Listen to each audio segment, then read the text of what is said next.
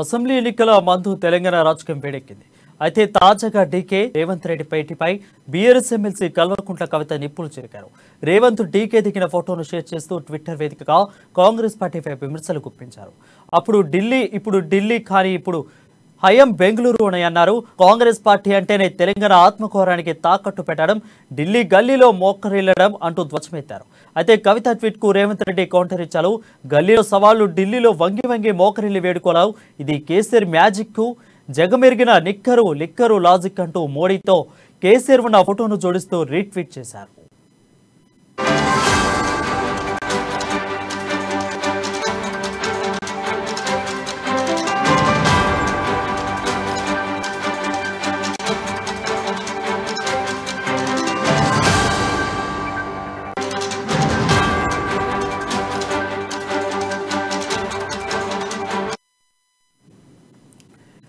Assembly ఎన్నికల ముందు తెలంగాణ రాజకీయం వేడెక్కింది. తాజాగా డీకే రేవంత్ భేటీపై బీఆర్ఎస్ ఎమ్మెల్సీ కల్వకుంట్ల కవిత నిప్పులు చెరిగారు.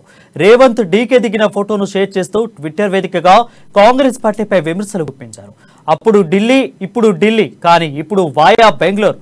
కాంగ్రెస్ పార్టీ అంటేనే తెలంగాణ ఆత్మగౌరవానికి తాకట్టు పెట్టడం, ఢిల్లీ గల్లీలో మోకరిల్లడం అంటూ ధ్వజమెత్తారు. అయితే కవిత ట్వీట్ కు రేవంత్ రెడ్డి కౌంటర్ ఇచ్చారు.